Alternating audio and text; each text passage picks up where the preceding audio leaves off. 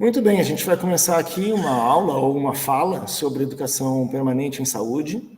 A proposta do curso é de que a gente pudesse tratar do tema da educação permanente em saúde, fazendo um pouco de histórico e algumas correlações ou um cotejamento de por que a gente tem tantas preposições ou até mesmo palavras, como é o caso do permanente, né, educação permanente em saúde, tantas palavras ou preposições entre a educação e a saúde.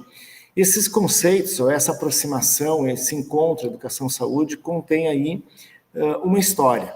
Nessa história, a gente vai encontrar, talvez como um primeiro ponto, uma primeira formulação, aquelas práticas que profissionais de saúde precisam fazer diante de usuários das ações e serviços de saúde. Vou dar um exemplo muito simples. Quando a gente vai dar uma alta para um paciente, a gente, no momento da alta, produz um conjunto de orientações, não só as orientações para casa, mas as orientações de como evitar uma ocorrência como aquela, dependendo de que adoecimento estamos falando, ou vai produzir informação para a família, pode ser para o paciente, pode ser para a família. A gente costuma chamar isso de educação em saúde, ou mesmo educação para a saúde, esse processo educativo de informações para que a pessoa leve para casa. No campo da promoção e da prevenção, a educação em saúde ela é muito presente. Ao longo da história, a gente pode dizer que assim, a gente tinha uma primeira expressão que chamava educação para a saúde. E educação para a saúde, então, eram os procedimentos, as condutas que as pessoas deveriam tomar para prevenir, para evitar adoecimento ou para contornar certas situações de adoecimento. A gente pode dizer mesmo com o tema do ambiente, vamos pensar na dengue, na zika vírus, chikungunya. Quando a gente começa a orientar o que as pessoas devem fazer, isso é uma prática que costuma ser chamada de educação para a saúde. Muitos pesquisadores, especialmente pesquisadores brasileiros, começaram a colocar uma interrogação muito forte desse para a, que é educar para a saúde. Então, um processo educativo para alcançar um estado de saúde. E a discussão desses pesquisadores do campo da educação em saúde acaba dizendo que não faria sentido fazer uma educação para a saúde. O que fazíamos ou faríamos é uma educação em saúde. Porque a educação para a saúde, ela teria uma conotação muito prescritiva, é dizer ao outro o que ele deve fazer, dizer ao outro o que ele deve pensar, dizer ao outro como ele vai lidar com o seu próprio corpo. Então, não poderia ser uma educação para a saúde, mas uma educação em saúde, uma educação com o tema da saúde, uma educação implicada com a saúde. Então, seria um processo educativo, uma ação educativa, uma produção de pensamento ou uma construção de conhecimento implicada com a saúde. Esse debate ele segue, chegou a ser chamado de educação sanitária, educação para a saúde, educação em saúde, e alguns autores, inclusive, sugerem que se deveria usar educação e saúde, porque mesmo a educação em saúde, ela guardaria esse componente ainda da prescrição, ou esse componente de dizer ao outro o que ele deve fazer. Então, a gente tem meio que esse passado. Nós vamos pensar que esse passado, embora, inclusive, com toda essa discussão, se é educação sanitária, educação para a saúde, educação em saúde, educação e saúde, a gente está sempre falando de processos educativos ou práticas educativas ou produção de conhecimento que envolve a população. Então, a educação em saúde está muito marcada com o tema da saúde coletiva, está muito marcada com o tema da saúde pública, ela está muito marcada com o tema do envolvimento da população no tema, no debate, no conhecimento em saúde.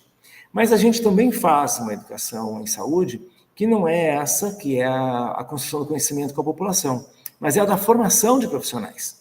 A formação de profissionais de saúde, como a gente chamaria? A gente, nas diferentes áreas do conhecimento, fala em educação matemática, educação científica.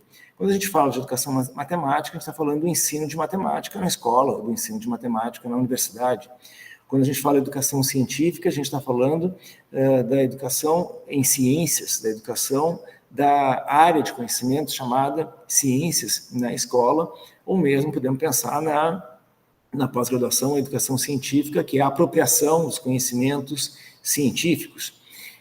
Então, de alguma forma, a educação em saúde também é essa apropriação dos conhecimentos em saúde, mas se ela está sempre nessa bagagem que a gente traz, essa bagagem relacionada com populações ou relacionada com usuários, como dizer da educação que fazemos na formação de profissionais. Na formação de profissionais de saúde, por exemplo, dentro da universidade ou, eventualmente, dentro da escola técnica em saúde, onde nós formamos profissionais ou formamos pessoas que vão adquirir uma profissão, vão adquirir uma diplomação em uma profissão da saúde para exercer essa profissão de saúde.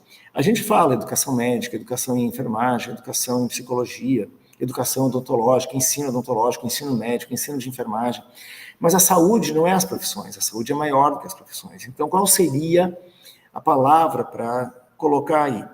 Isso não foi um tema forte, um tema de grande discussão, até a entrada dos anos 2000, quando acontece depois da Constituição Federal ter apontado, lá no artigo 200, inciso 3, que cabe ao Sistema Único de Saúde ordenar a formação de profissionais de saúde, isso escrito lá na Constituição, explicado de alguma forma na Lei Orgânica da Saúde, na Lei 8080, a gente tem em vários lugares, no artigo 6º tem lá, entre as competências do SUS, repete, a educação, ao ordenamento da formação de profissionais de saúde.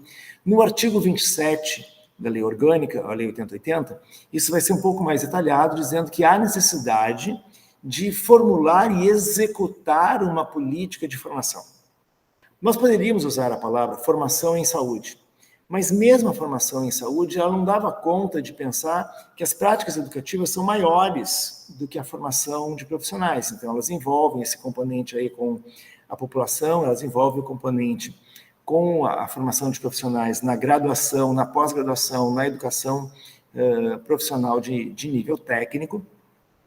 Ela envolve a formação daqueles profissionais que já estão em serviço, envolve ainda, se formos pensar de uma maneira mais densa o tema da educação na saúde, a relação das instituições de ensino com os serviços e com o sistema de saúde. O artigo 27 diz, inclusive, que se deve pensar em programas de permanente aperfeiçoamento, que se deve pensar nas relações entre o setor de ensino e o setor da saúde, estipular em conjunto o setor da saúde, o setor de ensino, práticas formativas. Então, é nesse momento a gente começa a falar de educação na saúde. Então, seria todos os componentes de educação que ocorrem no setor da saúde, que ocorrem no interesse da saúde, que ocorrem no escopo, no bojo das questões envolvidas pela saúde. Então, a gente vem de uma educação em saúde, já, digamos, abandonando a crítica da educação sanitária e da educação para a saúde, embora a gente vai ver que muita gente ainda usa. Dá para dizer que aqueles que usam a educação para a saúde ou nunca se deram conta dessa bagagem ou concordam que a educação para a saúde é uma prática de prescrição de cuidados, do mesmo modo que se prescreve cuidados ou se prescreve a terapêutica, também se prescreveria educação para a saúde. E aí o outro que vai adquirir saúde depois de educado. Então, uma vez educado, agora a pessoa alcançaria padrões elevados de saúde. Sempre a gente vai dizer que essa será uma prática autoritária por força aí dessa composição. Então, mesmo para quem não fez essa crítica, que aí eu estou dizendo, tendo feito a educação em saúde, a gente, para tirar esse em, que tem esse componente, então, de todos os processos educativos feitos no interior de serviços de saúde, tendo como objetivo a população, os usuários, pessoas que precisam adquirir conhecimentos em saúde a serem adotados, como, por exemplo, na vigilância em saúde, na prevenção de contágio, de contaminação, no evitar a acumulação de água por causa de mosquitos. Então, esse tudo seria o em. Então, a gente coloca um na para dizer dessa educação que envolve os processos educativos formais, não só esses que são conhecimentos populares, mas conhecimentos formais em saúde. De alguma forma, a gente diz que a formação, ela envolveria, digamos assim, a educação é senso amplo, é uma questão maior, e a formação aquela que habilitaria. Então, a palavra formação, em geral, quando a gente diz educação e formação, a gente usa essa expressão educação e formação, assim como a gente também usa a expressão educação e ensino. Quando a gente usa educação e formação, a gente está dizendo que educação é esse processo amplo e formação é aquele que gera uma habilitação. A gente pode dizer, por exemplo, a educação das crianças e a educação escolar das crianças, porque a educação das crianças é feita na casa, é feita em família, é feita na comunidade, é feita na vida, é feita na circulação, é feita entre pares, mas existe a educação escolar, que é aquela que é feita na escola. Essa distinção a gente faz com a educação e formação. Educação é esse processo muito amplo e a formação é aquele que vai ser o ensino na graduação, com ao final de um percurso, uma diplomação, ou na educação profissional, também no final de um percurso, uma diplomação. Então, para diferir educação de formação, para diferir educação em saúde, vai aparecer essa educação na saúde. E eu disse que isso vai aparecer especialmente nos anos 2000, porque no ano de 2003, pela primeira vez, o Sistema Único de Saúde apresenta uma proposta de uma política pública de educação na saúde. Uma política pública do mesmo modo que a gente tem uma política nacional de atenção básica, uma política nacional de atenção à saúde da mulher, uma política nacional de atenção à saúde do trabalhador. A gente não tinha uma política nacional de educação na saúde até 2003. Então, o que acontecia? Fundamentalmente, o que se fazia, ou o que o Ministério da Saúde fazia, ou o que o Sistema Único de fazia, era cursos. Ofertava cursos, que poderiam ser cursos configurados pelo próprio Ministério da Saúde ou pelo próprio Sistema de Saúde, ou cursos comprados das universidades, ou cursos conveniados com universidades, eventualmente com escolas técnicas.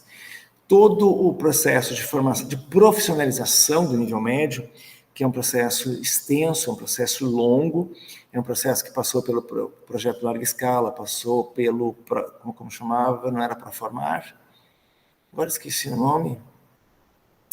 Que pena que eu esqueci o nome. Esqueci o nome. Daqui a pouco, quando eu lembrar, eu volto a dizer. Profile. Foram políticas públicas de formação, mas foram políticas para um certo segmento, ou políticas que tinham em vista, por exemplo, equipes gestoras, ou tinham em vista implantar ou implementar uma determinada política de saúde, mas não era a política nacional de educação na saúde. Em 2013, isso acontece por força de vários motivos. Isso acontece por uma reconfiguração importante do Ministério da Saúde.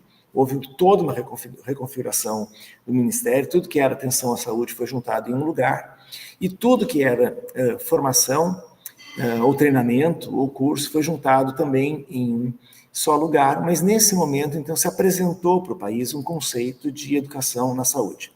Esse conceito, ele traz junto tanto a questão da educação, quanto uma compreensão dos trabalhadores, entendendo que trabalhadores não seriam só recursos, não são recursos humanos, do mesmo modo que nós falaríamos em recursos materiais, recursos financeiros, recursos tecnológicos, porque os trabalhadores também são produção de subjetividade.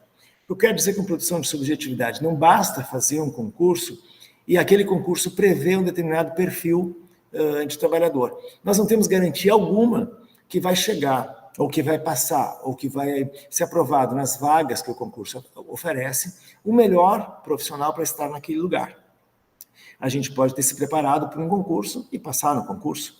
O concurso ele pode prever tantas vagas para médicos, tantas vagas para enfermeiros, tantas vagas para psicólogos, mas não tem como prever que alguns médicos ou enfermeiros ou psicólogos atuaram no meio rural, ou atuaram com populações indígenas, ou são estrangeiros naturalizados brasileiros, ou são brasileiros com dupla cidadania, ou são brasileiros que falam a língua tupi e falam uma língua estrangeira, são pessoas que tiveram a maior parte da sua formação no interior do hospital, ou tiveram a maior parte da sua formação na atenção básica, ou têm preferência pelo trabalho na atenção básica, preferência pelo trabalho nas especialidades hospitalares.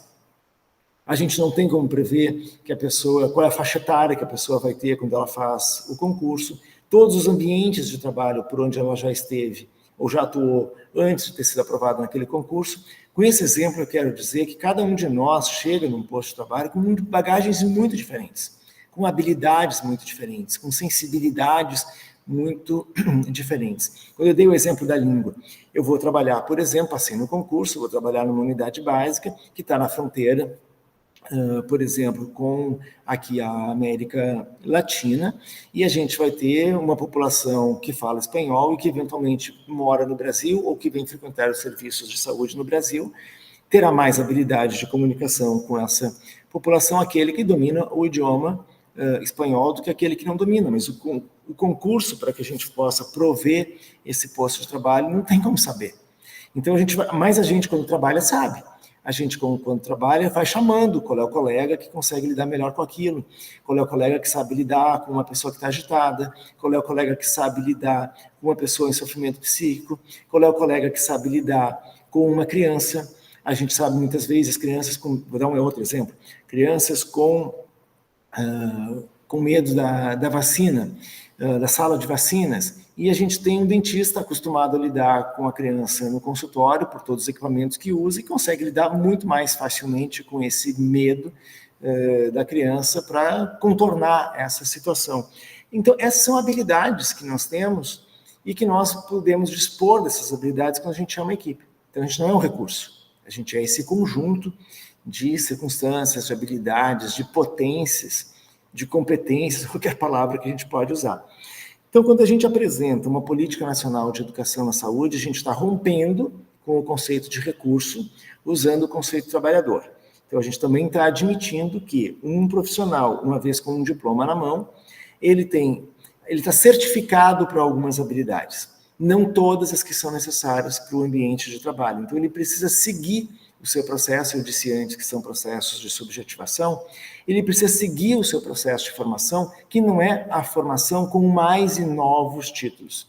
Então, uma especialidade em atenção básica, uma especialidade em saúde da mulher, uma especialidade em saúde mental, uma especialidade em saúde do trabalhador. Não se trata dessas especialidades relacionadas com cada ambiente de trabalho, mas com esse envolvimento, com essa implicação, com esse engajamento com o tipo de processo de trabalho que se apresenta em cada local. Inclusive, transformar os processos de trabalho em cada local. Esse processo de subjetivação, ele poderia ser espontâneo, mas ele pode ser agenciado, ele pode ser organizado. Então, uma política de educação na saúde, ela pode prever um debate sobre quais são as competências e as formações necessárias para o ingresso no trabalho, quais são aquelas que vão ser desenvolvidas ao longo de um processo de trabalho. Ao mesmo tempo, a gente vai se dando conta de que é preciso conversar com as instituições formadoras ou com as instituições de ensino. A gente diz muitas vezes que os profissionais chegam nos serviços e o serviço precisa recomeçar a sua formação, porque eles não chegam com as habilidades e com o domínio que se espera para trabalhar como equipe, para trabalhar de modo interprofissional, reconhecer práticas interprofissionais, práticas colaborativas, porque a sua graduação foi muito fragmentada, foi muito centrada só na sua categoria profissional, o curso ou a universidade não ofereceu oportunidades de experiência de educação interprofissional. Então, a gente muitas vezes diz que o profissional chega no serviço e a formação tem que ser recomeçada. Diante disso, a gente também reconhece que poderia, então, o sistema de saúde conversar de maneira mais orgânica ou mais íntima com as instituições formadoras. A gente vai chamar isso de integração ensino-serviço, por exemplo.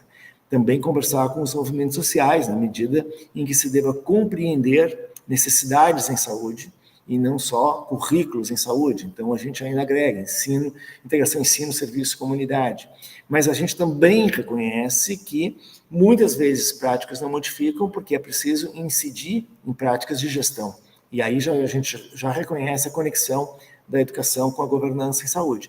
Se as práticas de gestão não reconhecerem que os profissionais estão em constante processo educativo, não vai sistematizar práticas educativas, vai deixar que tudo seja espontâneo.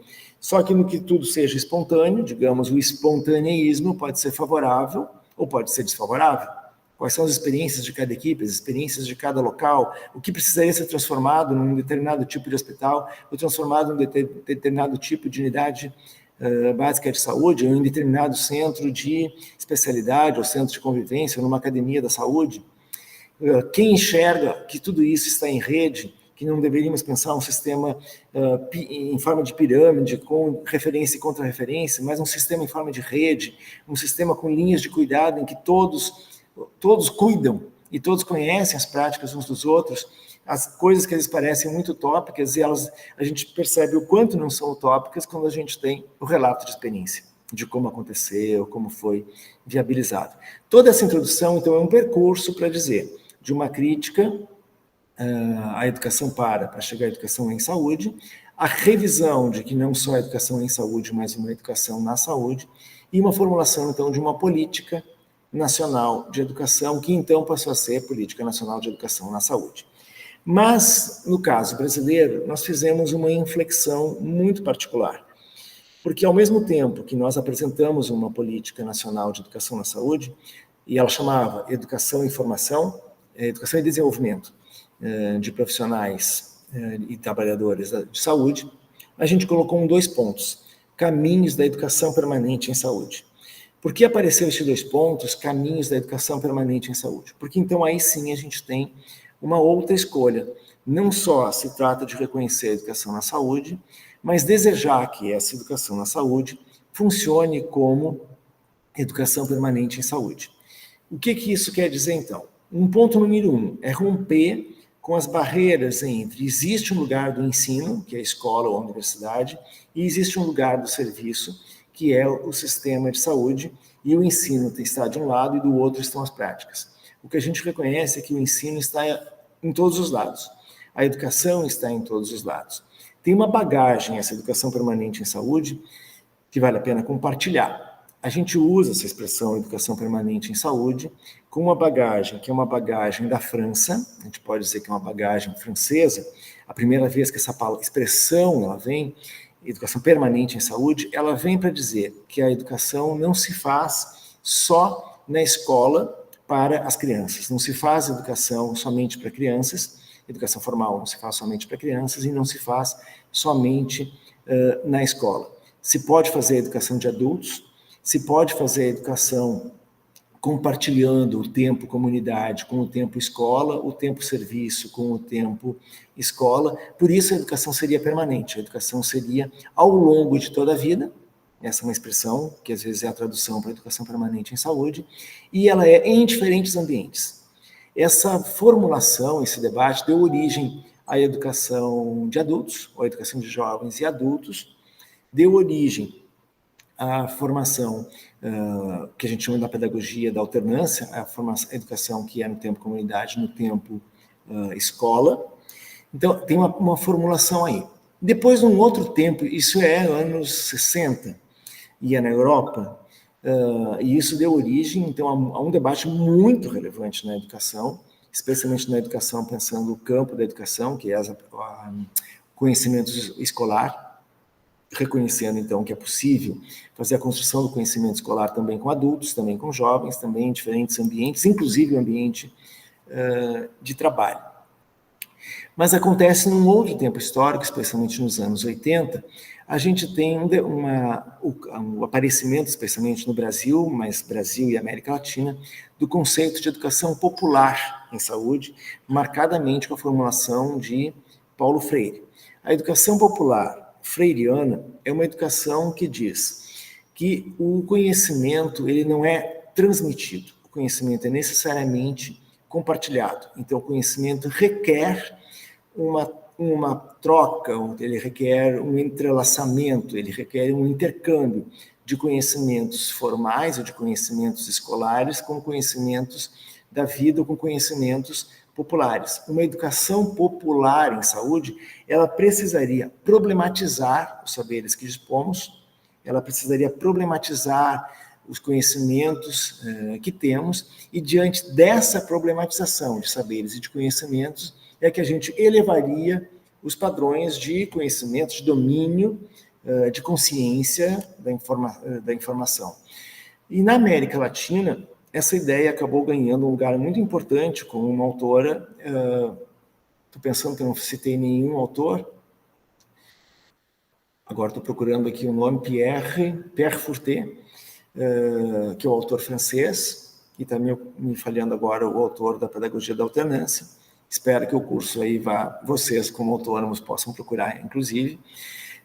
Mas na Argentina, Cristina Davini, ela acaba, do mesmo modo que o Brasil organizou, um pouco depois, o projeto Larga Escala, na Argentina também se vinha falando, em toda a América Latina, a necessidade de profissionalizar os trabalhadores da área da saúde, especialmente os trabalhadores do nível médio. A gente tem que pensar que o tema da escolarização, ele ainda é um tema recente, a gente ainda não tem a universalização de fato da educação no ensino fundamental, a gente ainda tem pessoas que não aprenderam a ler e escrever, ainda temos pessoas que não adquiriram o letramento escolar, até hoje, né, em pleno anos 2000, século XXI. Mas o trabalhador do nível médio, o trabalhador das ocupações que não são de nível superior, que não são de graduação, muitas dessas pessoas eram formadas no interior dos serviços. Se chamava isso de educação em serviço. As pessoas eram recrutadas, vamos chamar assim, e eram formadas no serviço. Elas aprendiam em serviço o trabalho que elas deveriam executar. Para aquelas pessoas, dependendo da faixa etária de algumas pessoas, vão lembrar que a gente falava de atendente, a gente falava de agente de saúde pública, agente de saúde, atendente de enfermagem, atendente hospitalar. Eram vários nomes. Ainda tinha o auxiliar em enfermagem. Hoje a gente está falando de técnico em enfermagem, está dizendo que todas as profissões que atuam na saúde precisam de uma formação de nível médio e uma profissionalização. Quando a gente começa a trabalhar com essa profissionalização, vem muito forte essa aproximação com a educação popular, dizendo então que era preciso fazer uma educação que poderia acontecer em serviço, mas profissionalizando. Então, é possível profissionalizar pessoas que estão dentro do serviço de saúde para adquirir essa profissionalização e atuar. Então, também do mesmo modo que a educação de adultos dizia de problematizar os saberes da vida, na educação profissional a mesma coisa, problematizar os saberes do trabalho e levar esses saberes do trabalho a um patamar mais elevado. Então, era construir o ensino, construir a formação, construir a educação junto com os próprios agentes que seriam, digamos, entre aspas, alunos, mas não mais alunos, com esse sentido de que tem um professor e tem um aluno, mas pares que compartilham saberes, que trocam saberes, e isso poderia ser feito no interior do serviço de saúde. E aí aparece uma outra formulação, que é a educação permanente do pessoal da saúde. Vejo que tem sempre essa conexão com o serviço, quando tem a palavra permanente. Então, a gente tem educação em saúde, educação na saúde e educação permanente em saúde. Há uma outra expressão, eu já marquei um pouquinho aqui o conceito de educação popular, mas também a educação popular, se ela está presente na construção dos saberes, na construção do conhecimento, e especialmente na construção de uma tomada de consciência sobre as práticas, uma tomada de consciência sobre o mundo, uma tomada de consciência sobre as relações no mundo, isso é marcante no conceito de educação popular. Quando a gente fala da educação popular em saúde, a gente está dizendo que isso aconteça relacionado com a saúde. Então, a gente está falando de um componente que é essa tomada de consciência da diversidade, essa tomada de consciência da desigualdade, essa tomada de consciência do que a saúde, qual é a relação da saúde com a qualidade de vida, com a qualidade da vida. Então, tem esse tema colocado quando nós falamos da educação popular em saúde, e ela é transversal, podemos dizer assim, a práticas populares, práticas em serviço, práticas em grandes ambientes, práticas de movimento social, práticas envolvendo a mediação pedagógica que movimentos sociais fazem com o tema da saúde. Então, essas palavras, elas vão aí se compondo, elas vão tendo muitos pontos de conexão, elas vão tendo muitos pontos de sinonímia, e alguns pontos de distinção. A distinção serve para a gente alocar os recursos financeiros, serve para qualificar pessoas que vão lidar especificamente, voltamos para o tema da governança. Então, para a educação permanente em saúde, por exemplo, do ponto de vista da governança, eu vou precisar de núcleos de educação permanente, eu vou precisar da coordenação de educação permanente, porque eu quero que esses trabalhadores, que não são recursos, a gente produza com eles engajamento. A gente produza com os trabalhadores adesão aos processos de trabalho, adesão à tarefa de fazer o sistema de saúde dar certo, a tarefa de fazer o cuidado ser bem sucedido, a inclusão de pessoas em linhas de cuidado ser bem sucedida. Trazer para dentro de uma política de saúde da mulher, por exemplo, não só os aspectos biológicos, mas os aspectos de gênero, de diversidade sexual. Esses temas precisam estar presentes. Quem vai pensar todas essas coisas? A gente precisa de um lugar da gestão em saúde que vai pensar essas coisas e que vai conversar com a universidade, que vai conversar com a escola técnica e que vai pensar os estudantes que chegam para estágio ou que chegam para cenários de prática dentro do serviço de saúde. A gente vai chegar a pensar, inclusive, de que é preciso, dentro do sistema de saúde, formar especialistas com domínio das práticas de cuidado e das práticas de trabalho, que é o que a gente chama de residência, e é preciso políticas de residência, expansão de vagas e regionalização, distribuição territorial de programas de residência, identificar quais são as áreas em que a gente precisa de programas de residência. Então, a gente vai vendo que todo este tema não pode ser desorganizado, fragmentado, segmentado. Cada área pensa o que fazer com a formação de profissionais e com a educação permanente de profissionais. É preciso uma política dentro desse campo. Então, a gente está falando uma política de educação na saúde, caminhos da educação permanente em saúde, porque tudo isso vem vindo mais ou menos conjugado, vem vindo tudo mais ou menos articulado. Precisa, né, que venha ou que se materialize de maneira conjugada e articulada, com, de fato, havendo uma política, portanto, um financiamento, portanto, os agentes de condução, os lugares de condução. Quando eu quero auditar se existe ou não uma política de educação à saúde acontecendo, eu tenho que perguntar quem é o setor, quem é o gestor, quem é o coordenador, quais são os modelos, quais são as metodologias, qual é a frequência de oferta de atividades. A oferta de atividades é permanente a todo tempo, ela é episódica, ela é por pacotes de curso, ela é com um programa de residência, ela é com uma integração com a universidade, com a escola técnica. Então, eu tenho que mostrar todas essas coisas, na medida em que eu tenho uma política de educação na saúde que reconhece educação permanente em saúde, então, que é o sistema de saúde, ele é formador, o sistema de saúde, ele é ordenador da formação, e é aí que as coisas vão se colocar. Eu costumo dar um exemplo que ajuda, eu acho, a gente pensar aqui coletivamente, que é por que o sistema de saúde brasileiro tem um U no meio, é SUS. Nos países a gente fala Sistema Sanitário Italiano, ou fala Sistema Nacional de Saúde do Reino Unido, ou da Inglaterra. Por que no Brasil a gente não fala Sistema Brasileiro de Saúde, nem Sistema de Saúde Brasileiro, ou Sistema Sanitário Brasileiro? A gente fala Sistema Único de Saúde. É porque esse U, ele traduz um conjunto de coisas que é a bagagem da reforma sanitária brasileira. Então, quando alguém diz, mas isso não é SUS, mas o SUS não é assim, isso não tem cara do SUS, o SUS deveria ser de outro modo, é porque a gente sabe o que esse U está fazendo ali no meio. No caso da educação permanente em saúde, ou a EPS, é a mesma coisa, saber o que esse P está fazendo ali no meio.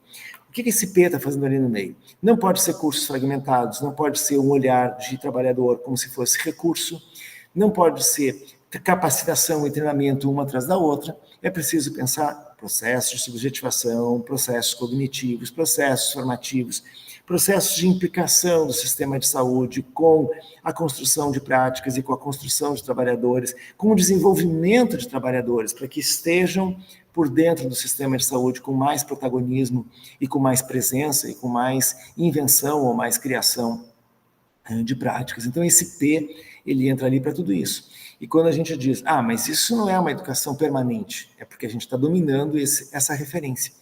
Então, um outro paralelo que nós poderíamos fazer é qual é a diferença da educação permanente com a educação continuada.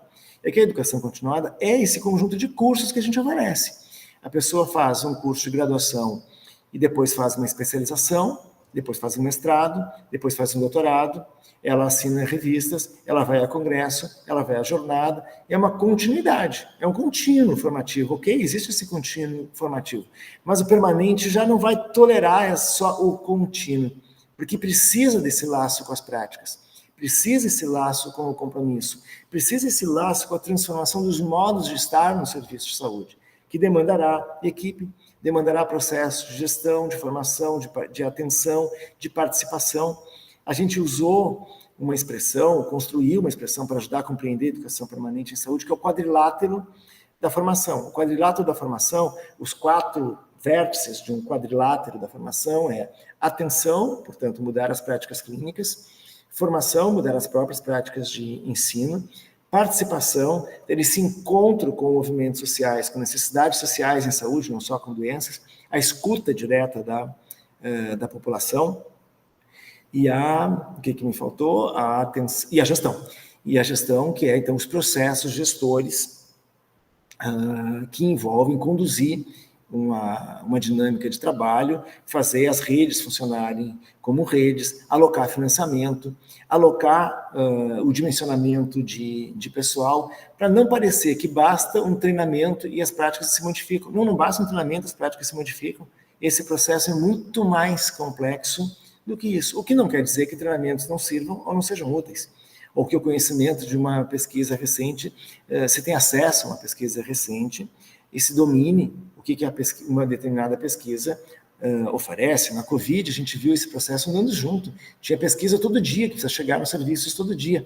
Mas tinha educação permanente todo dia, porque precisava inventar e recriar em ato todo dia. Então, a gente tem essa presença da educação permanente e da educação continuada vindo um pouco juntas. Acho que eu situei um pouco, então, a educação permanente em saúde no SUS. Queria marcar o U e o P da educação permanente em saúde e o U do Sistema Único de Saúde, para dizer que eles não estão ali por acaso, eles não estão ali de graça.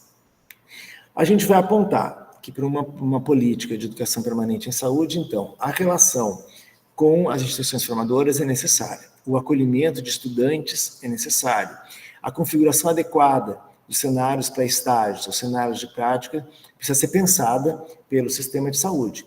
A educação interprofissional precisa ser trazida para o campo formativo. As práticas interprofissionais precisam ser trazidas para o campo de desenvolvimento do trabalho. A gente quer trabalhar em equipe, a gente precisa trabalhar em equipe, e o domínio do que é uma equipe é muito necessário. Trabalhar em equipe na saúde não é a mesma coisa que trabalhar em equipe num banco ou trabalhar em equipe numa empresa, porque não se trata só de um ajudar o outro ou respeitar o outro. Se trata de, muitas vezes, compartilhar uma mesma prática. A educação interprofissional, que é feita com várias categorias profissionais aprendendo juntas, ela tem como uma certa expectativa que as práticas também se tornem crescentemente interprofissionais. As práticas interprofissionais são aquelas em que a gente reconhece competências ou saberes ou conteúdos que são comuns às diferentes categorias profissionais e conteúdos que são construídos no dia a dia como prática colaborativa. Quanto mais a gente aprofunda a educação interprofissional, mais a gente vê que os processos objetivos se modificam, ou que a subjetividade se modifica. Muitas vezes nós não sabemos, uma profissão não sabe o fazer da outra, ou não conhece, e começa a se perguntar, mas o que é mesmo que essa categoria faz? E a gente ainda tem uma bagagem muito médico-centrada e uma bagagem muito procedimento-centrada. Mudar desse centro no procedimento, ou desse centro na medicina, envolve um percurso de educação interprofissional e um percurso de construção de práticas colaborativas. Esse percurso é objeto de educação permanente em saúde. Esse não é um percurso de educação continuada, porque não basta ficar fazendo curso disso para que nós modifiquemos o nosso cognitivo, o nosso cérebro, o nosso modo de pensar, o nosso modo de interpretar. O nosso corpo precisa modificar, o nosso cérebro precisa se modificar. Fica claro que isso é processual, isso é subjetivador, isso é em serviço, isso é com um conjunto de práticas de gestão, de presença da participação. A gente consegue ver o quanto que a população reconhece o trabalho em equipe como um trabalho necessário, deseja o trabalho em equipe como uma oferta de cuidados. É para os profissionais de saúde que isso é mais difícil, porque a nossa formação ela tem, digamos aí, uma hegemonia, que é uma hegemonia que vem desde o relatório Flexner, vem desde o início do século passado, desde o início dos anos 1900, que aqui eu poderia ainda fazer todo um recorte para explicar a educação permanente em saúde ou a educação na saúde, entendendo qual é o percurso da formação e o percurso das mudanças na formação. Do mesmo modo que a gente teve a construção, digamos, de um modo científico de formar profissionais de saúde, a gente tem a construção do que a gente chama de processo de mudança na formação. Então, tudo isso estou trazendo para dizer de que o centro precisa ser a equipe, o centro precisa ser o cuidado, o centro precisa ser necessidades em saúde. Este centro, ele é muito distinto de uma bagagem prévia, onde o centro era a doença, o hospital, o médico, o procedimento, esse descentramento aí, para chegar numa outra configuração, para um outro dispositivo de colaboração e de rede, isso tudo precisa acontecer. Nós também tivemos, no início dos anos 2000, uma mudança importante na graduação, em toda a graduação, todo o ensino universitário, mas falando especificamente da área da saúde, a mudança foi de que a Lei Orgânica da Educação, que é a LDB, ela dizia, ela apontou, a Lei Orgânica da Saúde, a Constituição Federal é de 88, a Lei Orgânica da Saúde é de 90, mas a Lei Orgânica da Educação é de 96, demorou muito mais a que a gente conseguisse construir uma lei orgânica da educação. E uma das mudanças que a Lei Orgânica da Educação trouxe foi de que os currículos não deveriam mais ser currículo, o que se chamava de currículo mínimo, que é uma relação de conteúdos com carga horária para cada conteúdo. Precisávamos trabalhar com diretrizes curriculares, com perfil do egresso, de tal maneira que ao longo do curso um perfil do egresso vai sendo construído.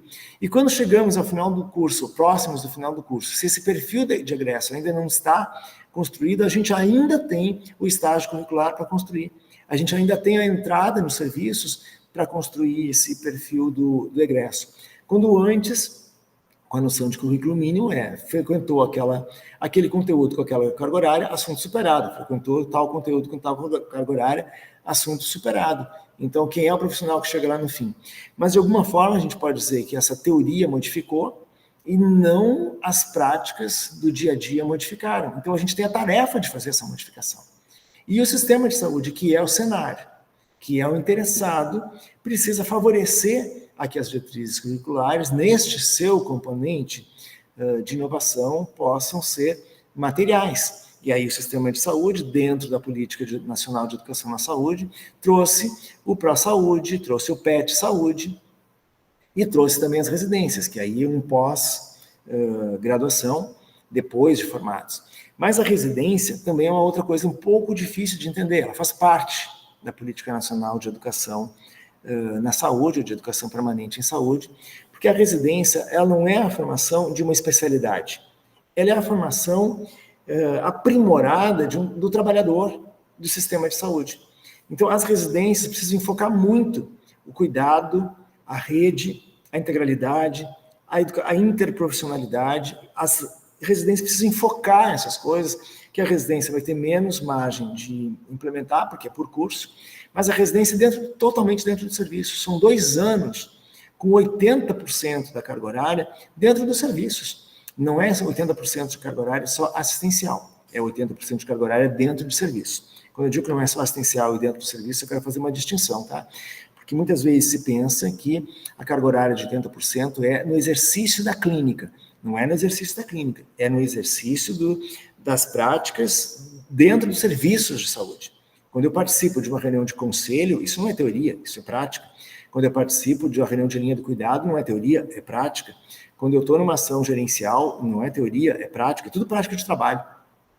Os 20% de carga horária teórica, eles são o componente específico do saber científico, do saber profissional, ou vamos chamar aí da teoria. Embora toda a teoria deva estar conectada com a prática, mas igualmente toda a prática deve estar conectada com a teoria. Então, quando a gente está usando essas palavras, é só para ver uma certa nucleação do que é que está sendo organizado.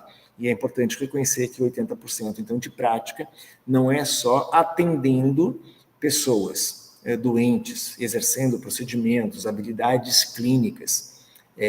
Essas são as práticas demandadas pelo ambiente do trabalho. São as práticas do exercício da profissão em um ambiente de trabalho que é rico e enriquecedor. Então, a gente está falando desse conjunto, vou agregar ainda mais um, que é termos, eu falei de instâncias. Instâncias como um núcleo, ou como uma coordenação, ou como uma superintendência no Ministério da Saúde, uma secretaria de gestão do trabalho e da educação na saúde. Isso acontece nas secretarias estaduais e municipais, com o nome de superintendência, com o nome de subsecretaria, com o nome de coordenação geral, com vários nomes. Mas também tem as escolas, e a gente tem escolas de saúde nos municípios e nos estados. A maioria das escolas se chama Escola de Saúde Pública. Esqueçam aquele nome que às vezes tem na frente, Superintendência Escola de Saúde Pública, Fundação Escola de Saúde Pública, porque isso é a configuração jurídica, como é que a gente organizou juridicamente no organograma este lugar. Mas, fundamentalmente, o que se trata é a Escola de Saúde Pública. E ela chama Escola de Saúde Pública respeitando a tradição das escolas de saúde pública. Porque, de alguma forma, a gente diz assim, existiria a clínica e a saúde pública. Existiria os projetos terapêuticos e a saúde das populações. Eu já uso a palavra saúde coletiva. Porque o Brasil mudou o conceito de saúde pública quando apresenta o conceito de saúde coletiva. Então, essas escolas poderiam ser escolas de saúde coletiva, no seu nome. Ou poderiam ser escolas de educação permanente em saúde. Quando elas preservam essa nomenclatura escola de saúde pública, elas estão preservando uma certa história, uma certa bagagem, que é de ser aquela escola que forma profissionais e que se envolve com formação e educação e desenvolvimento relacionados com o tema da saúde pública, dessa saúde abrangente, que não é só o exercício, então, de uma prática de cuidado depois de um diagnóstico, uma vez com um diagnóstico, uma prática terapêutica. É mais do que isso. As práticas de diagnóstico e terapêutica estão dentro de uma concepção maior, que é a saúde das populações. Mas tampouco é só a saúde das populações, como se não houvesse singularidade nessas populações. População quilombola, população indígena, população trans, população de homens homossexuais ou de mulheres lésbicas, homens gays, mulheres lésbicas, população negra, população que vive em território quilombola, população que vive em território indígena. Essas singularidades vão dizendo que também não basta olhar para a saúde das populações, é preciso pensar a saúde coletiva. Tudo isso está nesse campo do que a gente está qualificando aqui como educação permanente em saúde. Veja o quanto que a educação permanente em saúde está muito conectada com a governança, com a mudança, com a concretude dos desempenhos, com a qualidade dos desempenhos, com a sofisticação dos desempenhos, com o envolvimento do trabalhador como protagonista, como subjetividade, como pessoa, como história, como bagagem, como mudança, como implicação, como sofrimento. O sofrimento no trabalho ele é real. O sofrimento no trabalho ele é maior ou menor nos diferentes ambientes de trabalho, a presença ou a convivência com a violência, a convivência com o mundo das drogas, a convivência com a população de rua, a convivência com crianças violentadas ou abusadas ou sob condição de maus tratos físicos. Não tem como um trabalhador estar nesse lugar ficar impassível. O trabalhador ele sofre afetos, ele produz afetos e ele sofre afetos. Um processo de educação permanente tem que olhar para tudo isso, tem que configurar lugares, inclusive, de alívio do sofrimento no trabalho, de alívio dessa carga que a gente vive no ambiente de trabalho. Talvez caminhando um pouco mais para o final, e aqui eu estou fazendo uma fala quase sem respirar, exceto quando eu fiquei procurando quem era o autor que eu esqueci, ou alguma referência, devia ter trazido aqui um roteirinho mais, uma colinha para facilitar. Mas a gente tem uma outra questão muito importante. Quando eu digo que a gente configurou uma política, a gente tanto configurou uma política que a gente configurou instâncias formais de pactuação. Todo o sistema de saúde ele é organizado numa estratégia, numa lógica de negociação, que são os conselhos de saúde, e uma lógica de pactuação, que são as comissões intergestores. Nós chegamos em uma política de educação na saúde também configurando as comissões de integração ensino e serviço. As comissões de integração ensino e serviço, elas são intersetoriais. A comissão de integração ensino e serviço, ela é educação e saúde. Foi criada como uma instância, que chama CIES, Comissão de Integração Ensino Serviço em Saúde. Raramente a gente fala em saúde, mas tem que dizer que a integração ensino serviço, qual serviço? É a integração ensino serviço em saúde. Ensino em saúde e serviço em saúde. As CIES, elas são uma instância que foi criada. Então, a gente não só desenvolveu uma política, como criou, inclusive, instâncias para conduzir, avaliar e implementar essa política. A gente tem uma tarefa pela frente e a gente tem uma Conferência Nacional de Gestão do Trabalho da Educação na Saúde prevista para o ano de 2024. Espero que esse possa ser um tema que apareça na conferência que acontece nesse ano em que eu estou gravando essa aula para vocês. A gente tem as CIEs hoje distribuídas por dentro das comissões intergestores. Mas acontece que a integração ensino-serviço é ensino, que é um setor inteiro, que não é o setor da saúde, e saúde, que é o setor da saúde. É intersetorial, é setor da educação e setor da saúde. Se a gente reconhece ou assume a integração ensino-serviço como ação intergestores do SUS, a gente está tirando a intersetorialidade com a educação. Quando a gente tem, na verdade, uma bagagem enorme, como o PET Saúde, Pró-Saúde, campo de estágio, cenário de prática, apoio às transformações no ensino, apoio à construção de práticas longitudinais de formação de profissionais que a gente faz com a escola técnica ou que a gente faz com os programas de residência, muitos deles são de universidade. Os programas de residência podem ser e devem ser do serviço, mas podem ser das instituições de ensino, de universidades ou de instituições de ciência e tecnologia.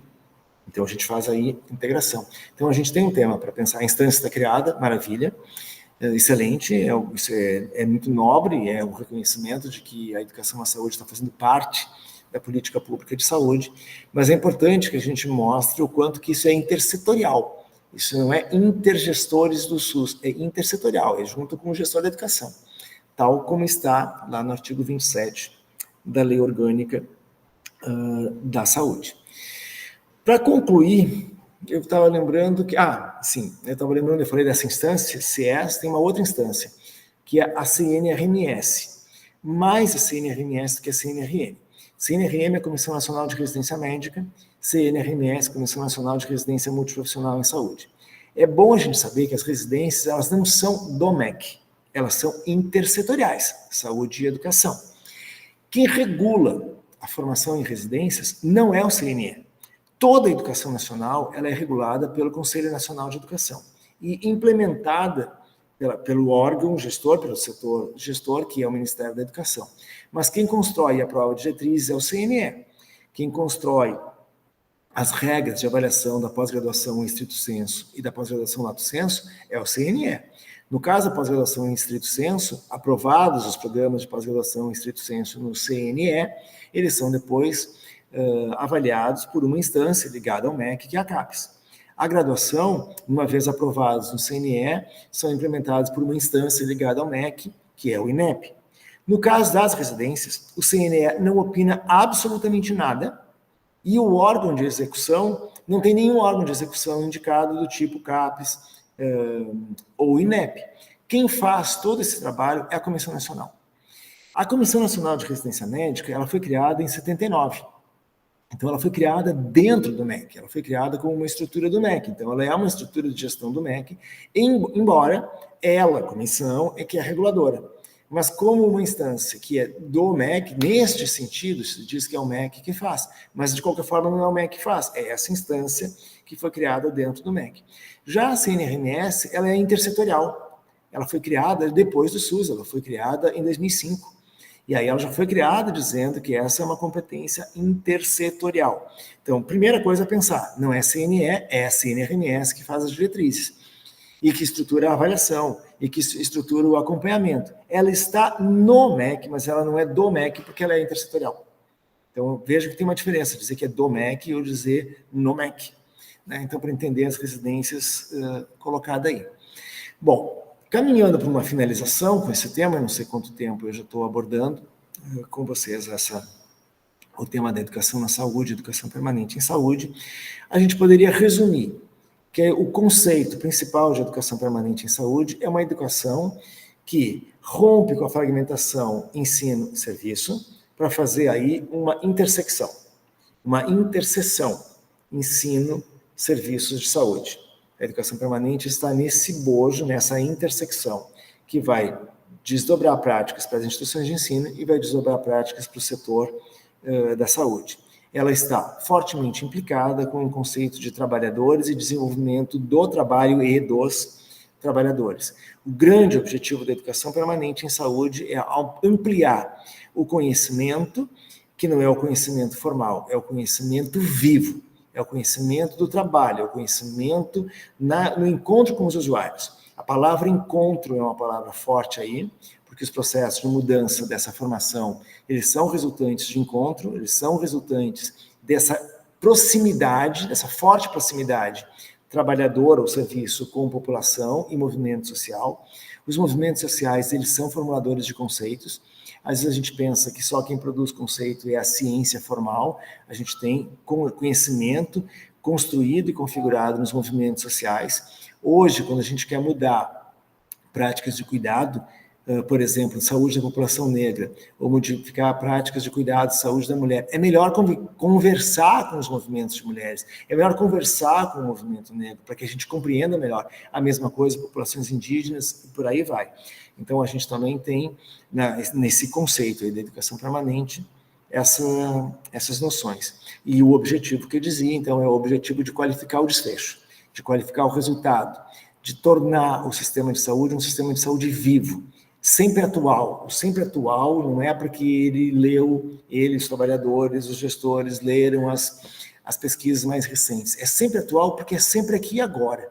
É sempre diante de um processo transformador. É sempre no bojo de um processo transformador. Transformador que é esse, que a sociedade vem pedindo, que a sociedade vem demandando, que os movimentos vêm reivindicando, que os conselhos de saúde vêm reivindicando e vêm pressionando, que as conferências de saúde também vêm reivindicando e pressionando e elucidando para que a gente compreenda do que se trata. É princípio para a educação permanente o trabalho em equipe, a noção interprofissional, o compromisso, então, com o que a gente chamaria de formação situada, sempre em situação. Esses são princípios. O quadrilátero é um outro princípio, é preciso que a gente sempre constate de que maneira a clínica está envolvida, a participação está envolvida, a gestão está envolvida e o ensino está envolvido. As grandes diretrizes para um processo de educação permanente em saúde é a apropriação do SUS, trabalho em equipe, integralidade da atenção, metodologias ativas ou participativas, fazendo uma grande síntese com o nosso tema aqui da educação permanente em saúde e governança no setor da saúde. Fica as referências bibliográficas para que isso possa ser, para que o tema possa ser abrangido e outros vídeos que estão por aí possam ser na internet, enfim, possam ser buscados e usados para que a nossa qualificação continue, para que a nossa capacidade de reflexão continue, para que a nossa capacidade de elaborar inovações continue, ou seja, desafiada. Bom, me apresentando para vocês, eu sou Ricardo Burg Cecim. Eu tenho uma formação bastante interdisciplinar, se pode dizer assim, porque eu passei por uma especialização, por uma formação no campo da saúde pública, mas eu também fiz uma residência que foi em saúde mental. O meu mestrado foi na educação, o meu doutorado foi na psicologia clínica. Eu fiz 2 pós-doutorados, um na Espanha, na antropologia médica, e outro na Itália, com a gestão de políticas públicas sociais e de saúde. Eu percorri 30 anos de Universidade Federal do Rio Grande do Sul, atuando no ensino, tanto das licenciaturas da área da saúde, quanto na pós-graduação em educação. E agora, no período mais recente, eu estou saindo do Rio Grande do Sul para o Rio Grande do Norte, e estou atuando no programa de pós-graduação em Cognição, Tecnologias e Instituições da Universidade Federal Rural do Semiárido, Rio Grande do Norte, e no programa de pós-graduação em Gestão e Inovação em Saúde da Universidade Federal do Rio Grande do Norte. Então, 2 universidades, uma em Mossoró, outra em Natal, ambas no Rio Grande do Norte, onde eu estou atuando atualmente. Tem uma produção intelectual bastante grande no campo da educação e ensino da saúde. Criei essa sub-área científica de educação e ensino da saúde como uma sub-área que articula educação e saúde coletiva.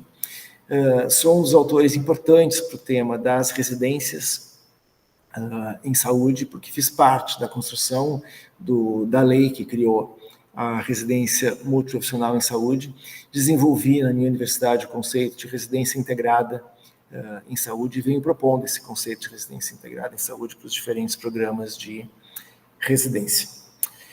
Muito bem, e era isso para compartilhar nesta etapa.